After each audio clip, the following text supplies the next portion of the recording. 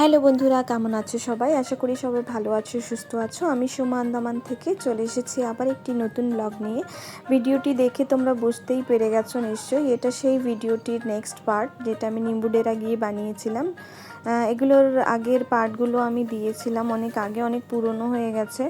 তো এটা last part, আমি এরপরে আর কোনো পার্ট নিয়ে আসছি না, কারণ এটাতেই আমি সব শেষ করে দেবো।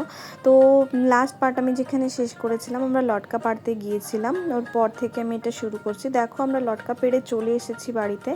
এখন আমরা একটু এখানে টেস্ট করব। আমরা ওখানে একদম টেস্ট করার সময় পাইনি, কারণ আমার মনে হচ্ছিলো যেন গোপাল কান্না করছে। গোপালকে আমি ওর ঠাকুমার কাছে রেখে গেছিলাম।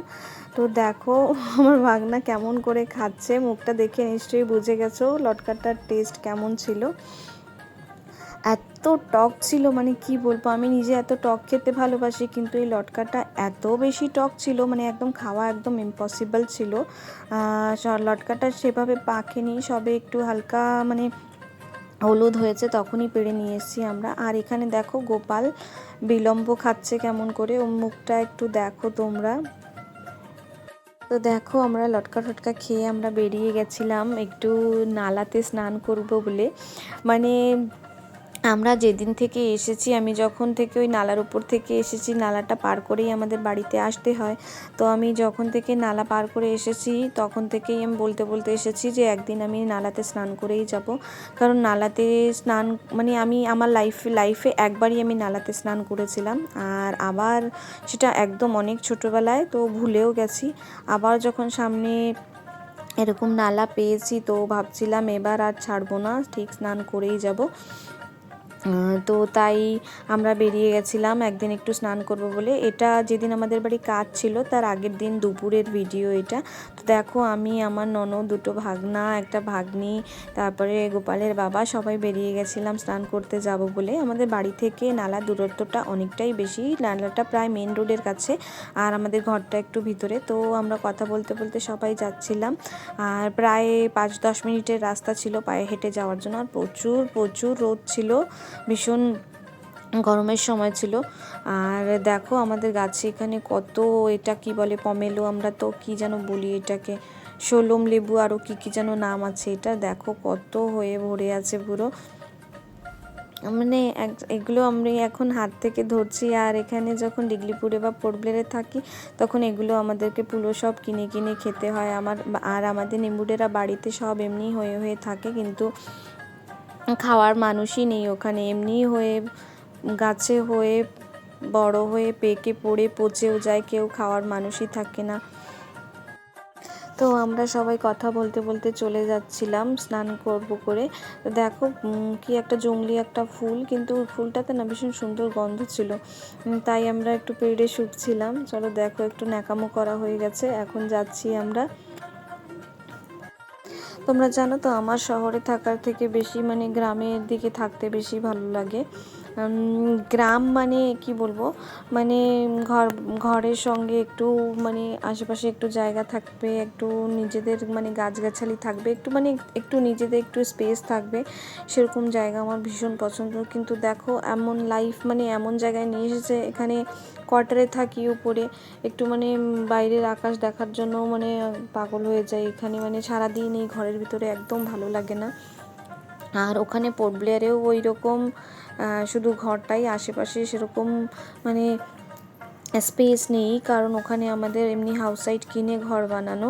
তো আর এখানে আমাদের যে ভিটে বাড়ি যেটা এখানে নিম্বুডেরাতে আছে, এখানে তো প্রচুর জায়গা জমি রয়েছে, আর গাছপালা সব, গাছগাছালি সব, মানে কিছু কিনে খেতে হবে না, সেরকম একটা ব্যাপার এখানে। আর আমার এই জায়গাটা এত পছন্দ, কিন্তু আসা একদম হাতে সময় থাকে না। এখানে আসলে তাড়াহুড়ো করে আসি আর তাড়াহুড়ো করে যাই। আমার বিয়ের পরে মানে এখানে আমি মোট দুবারই এসেছি। একবার বিয়ের পরে একদম বিয়ে যখন নতুন নতুন বিয়ে হয়েছিল, তখন একবার এসেছিলাম, বাস 2 দিন ছিলাম এখানে, 2 দিন না, 1 রাত কাটিয়েছিলাম, পরের দিন চলে গেছিলাম। আর এই যে এসেছি, তো এইখানে এসেছিলাম তো 7 দিনের ছুটি নিয়ে, কিন্তু 7 দিনের ছুটি মানে একদম ব্লিঙ্ক অফ অ্যান আই মানে এমনভাবে কেটে গেছে। এত কাজ ছিল, এত তাড়াহুড়ো ছিল, একদম মানে সময় বার করে আশেপাশে ঘুরে দেখতে পারিনি সেরকমভাবে। শুধু একটু একটু পুকুর পাড়টায় গেছিলাম, ঘরের পিছনে একটু লটকা পাড়তে গেছিলাম, বাস এইটুকুই। আর এই যে আজকে স্নান করতে যাচ্ছি, কিন্তু সব কিছুই এত তাড়াহুড়োর মধ্যে করতে হয়েছিল, মানে সেরকমভাবে একটু টাইম নিয়ে করতে পারিনি। আর ছোট বাচ্চা থাকলে তো হয়ই না, তাও আমি শাশ্বত ঠাকুমার কাছে রেখে রেখে এগুলো করেছিলাম। ওর ঠাকুমা যদি না থাকতো তাহলে এটুকুও করতে পারতাম না। দেখো কি সুন্দর এই খোলা মাঠ, সুপারি বাগিচা, তারপরে খোলা আকাশ, এগুলো দেখতে যে কি ভালো লাগে, মানে মন ভীষণ ভালো হয়ে যায় এসব জিনিসগুলো দেখলে। আর আমরা যেখানে থাকি পোর্ট ব্লেয়ারে বা ডিগলিপুরে, এগুলো কিছুই দেখতে পারি না ঘরে থেকে, মানে দেখতে হলে বাইরে বেরোতে হবে। তো দেখো আমরা পৌঁছে গেছি নালার কাছে। এত সুন্দর জল ছিল, কিন্তু এত বেশিও পরিষ্কার ছিল না, কারণ এখন এর মধ্যে 2-1 দিন একটু একটু বৃষ্টি হয়ে গেছিলো, তার জন্য খুব বেশি একটাও পরিষ্কার ছিল না জল। তবুও বলবো একদম খারাপও ছিল না, মানে স্নান করার মতন মোটামুটি ছিল।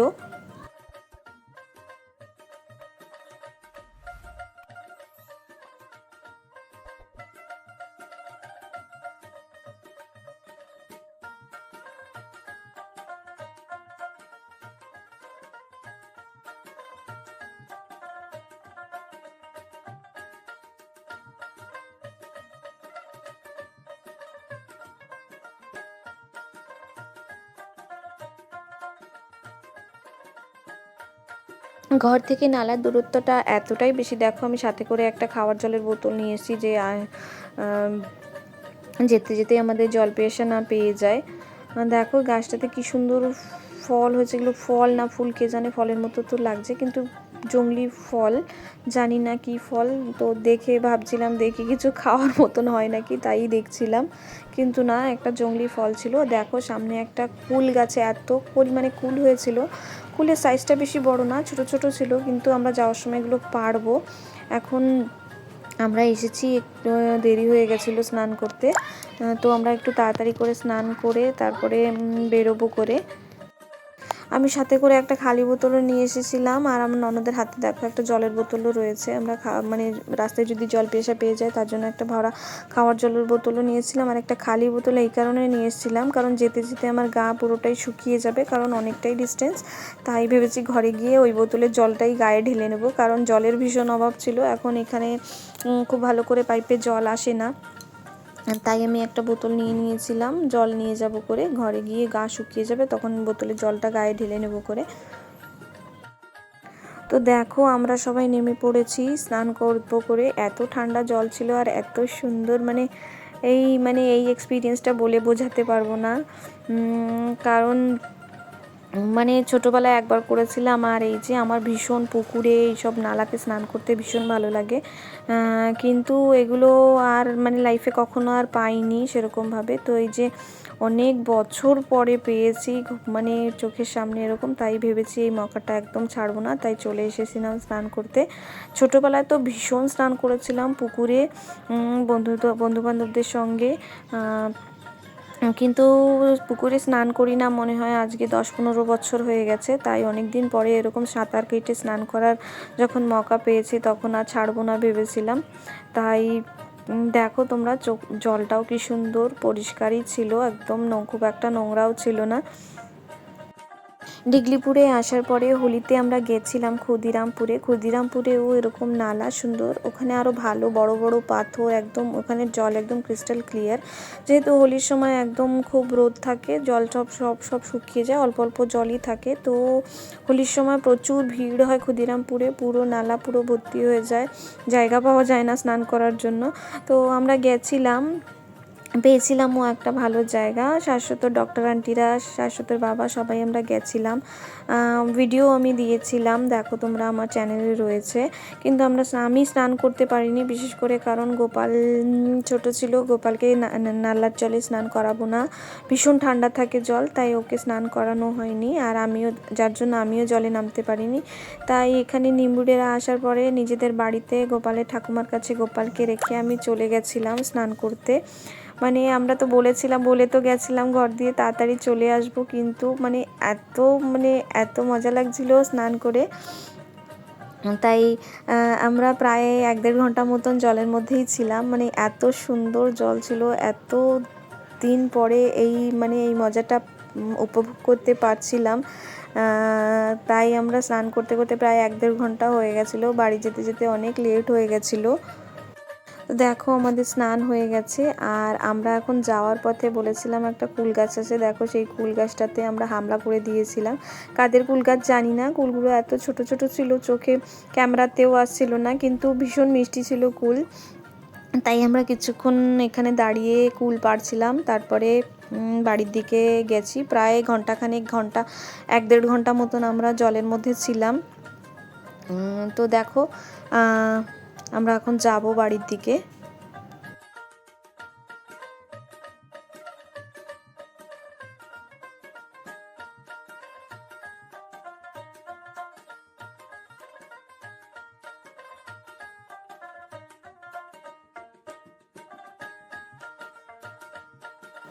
তো দেখো আমাদের কুলপাড়া হয়ে গেছে, আমরা বাড়ির দিকে চলে যাচ্ছিলাম। এমনি গল্প করতে করতে যাচ্ছিলাম, কি হঠাৎ করে একটা জিনিস আমার চোখে পড়ে গেল, দেখে ভীষণ হাসি পাচ্ছিল। দেখো আশেপাশে কোনো ফেন্সিং নেই, কিন্তু মাঝখানে একটা গেট দেওয়া ছিল, দেখে আমার ধামাল মুভির একটা সিনের কথা মনে পড়ে গেছিলো, ভীষণ হাসিও পাচ্ছিল। তো দেখো আমরা চলে এসেছি ঘরে। আসার পরে আর তেমন করে কিছু ভিডিও টিডিও করা হয়নি। তারপরে দেখো রাত্রেবেলা খাওয়া দাওয়ার পরে সবার জন্য বিছানা করা হয়েছিল। এখানে অনেক মানুষ ছিল, সবাই এখানে মাছ পাতায় দেওয়ার মতন সবাই এখানে শুয়ে পড়েছিল। দেখো আমার ভাগ্নি তো ঘুমিয়েও পড়েছে, আর এখানে দেখো মামা আর দুটো ভাগ্নে সবে শুয়েছে। এখনও সব ক্যান্ডিডেট এসে পারেনি, সবাই কেউ কেউ খাওয়া দাওয়া করছে, কেউ কেউ বাইরে গেছে, সেরকম এখনও বিছানা অবধি পৌঁছে পারেনি সবাই। আজকে রাত্রের মানে আজকে রাত পোয়ালেই কালকে আমাদের বাড়িতে অনুষ্ঠান, তো সকাল হলেই সবাইকে কাজে লেগে পড়তে হবে। তো দেখো বন্ধুরা, পরের দিন সকালের না, অ্যাকচুয়ালি ভোরবেলার ভিডিও এটা। শাশ্বতর বাবা গেছিলো মাছ নিয়ে আসতে, আর এখানে মাছশালা আঙ্কাল মাছ কেটে দিচ্ছিল। তারপরে মাছ বাড়ি নিয়ে আসার পরে দেখো এখানে আমার শাশুড়ি মা আর আমার যা মাছগুলো সুন্দর করে ধুয়ে পরিষ্কার করে নিচ্ছিল। অনুষ্ঠানে আজকে কি কি রেসিপি হবে সেগুলো আমি তোমাদেরকে পরে দেখাচ্ছি। তো দেখো সবাই এখানে কাজকর্মে সবাই ব্যস্ত ছিল। এখানে শাশ্বতর ঠাকুরদাদা আর এই একটা ঠাকুমা পিসি ঠাকুর, এখানে সবাই উনুন ধরানোতে ব্যস্ত, সবাই সবার মতন মানে কাজে ব্যস্ত ছিল। সবে এটা কটা বাজে, প্রায় 5-6টার দিকের ভিডিও এটা। সকালবেলা একদম সকাল সকাল সবাই সবার কাজে লেগে পড়েছিল।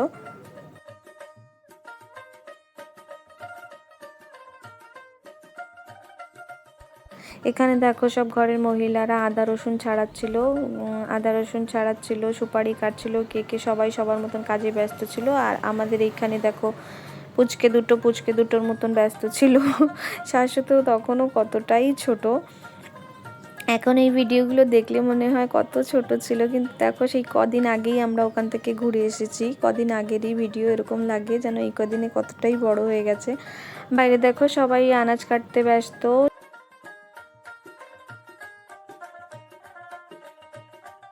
আর দেখো এখানে রান্না বসানো হয়ে গেছে, এক সাইডে ডাল আর এক পাশে পায়েস বসিয়ে দিয়েছিল, এই ভাইটা রান্না করছিল।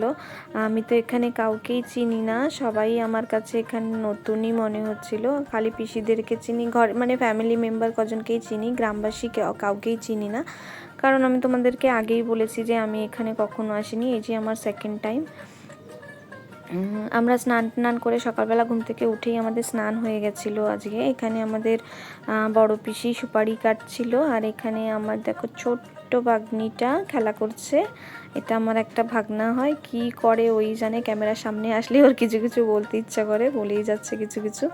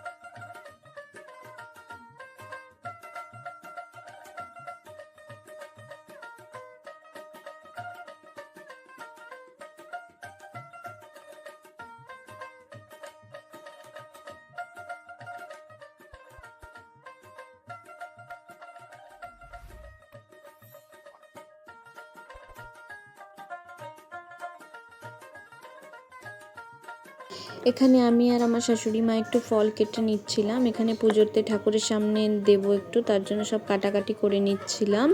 তারপরে একটু পরে আমরা একটু বাইরে যাব।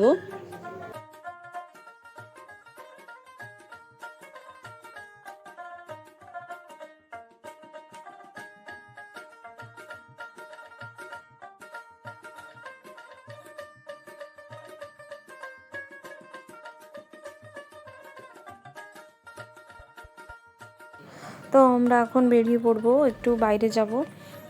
দেখো এটা আমাদের পুকুর পাড়ে, যেখানে পুকুর পাড়ে রাখা হয়েছিল ঠাকুমা ঠাকুরদাদাকে, সেখানেই যাচ্ছি আমরা সবাই। মানে ওখানে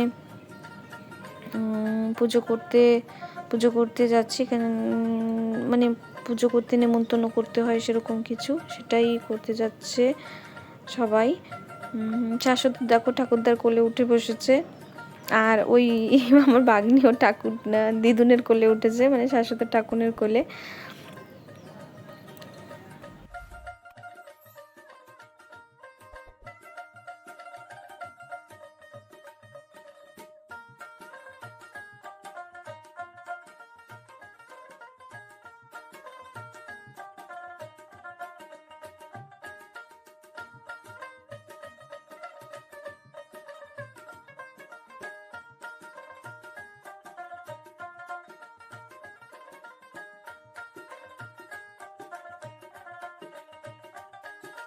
এই জায়গাগুলো কালকে বিকেলেই মানে পরিষ্কার করে রেখে যাওয়া হয়েছিল। এখানে পুরো জঙ্গল হয়ে গেছিলো, কেউ আসে না যেহেতু, এখানে কেউ থাকি না আমরা, এগুলো পুরো জঙ্গল হয়ে গেছিলো। তোমাদের আগের ভিডিওতে হয়তো দেখিয়েছিলাম। তো এগুলো কালকে বিকেলেই পরিষ্কার করা হয়েছে, বিকেলেই পরিষ্কার করে এখানে তুলসী গাছ লাগিয়ে গেছিলো আমার শাশুড়ি মা। তো এখানে এখন পুজো করা হবে। এখানে যারা রয়েছে সবাই আমাদের রিলেটিভ। এই যে তুলসী গাছে এখন যে জল দিচ্ছেন ইনি হচ্ছে আমাদের বড় পিসিমা, আর যে আমার একটা ননদ আর ভাসুরও আছে, আর পিসামশাইও আছে সাথে। সবাই এখন এখানে একটু তুলসী গাছে পুজো করে নিচ্ছে।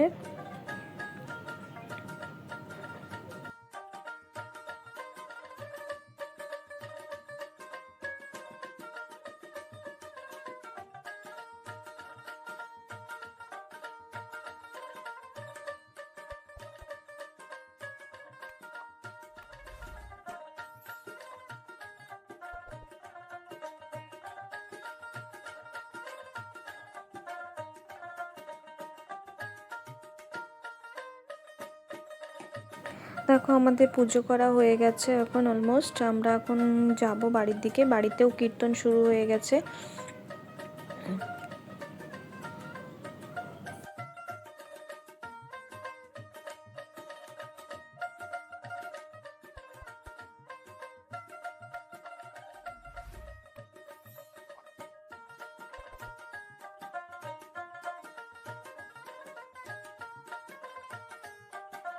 দেখো বন্ধুরা, আমরা ঘরে এসে দেখি এখানে কীর্তন শুরু হয়ে গেছিলো।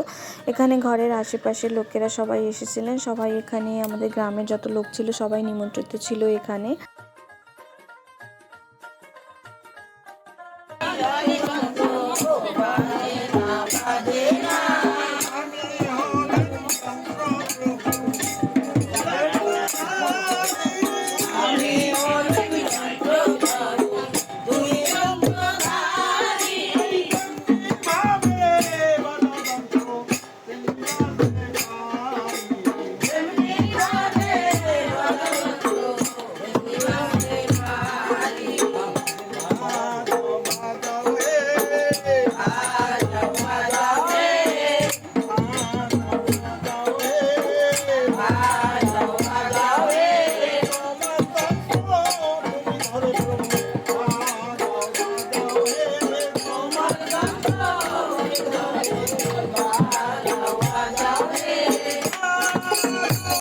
তো দেখো ভিতরে কীর্তন চলছিল, আর আমি একটু বাইরে চলে এসেছিলাম সবার জন্য শরবত নিয়ে। এখানেও অনেকে বসা ছিল বাইরে, আমাদের রিলেটিভসরাও ছিল, আর এখানে যারা রান্না বান্না করছিল তাদের সবাইকে একটু শরবত দিতে চলে এসেছিলাম।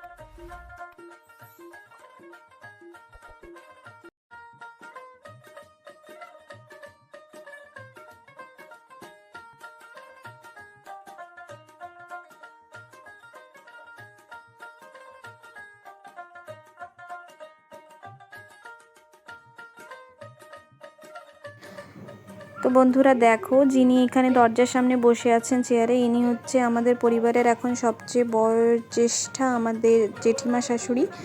আর দেখো, আজকের ব্লগটি আমি এখানেই শেষ করছি। তোমাদের যদি আমার ভিডিওটি ভালো লেগে থাকে তো লাইক, শেয়ার অ্যান্ড সাবস্ক্রাইব করে দিও, আর অনেক অনেক অনেক ভালোবাসা দিও। ভিডিওটি স্কিপ না করে শেষ অবধি দেখার জন্য অনেক অনেক অনেক ধন্যবাদ।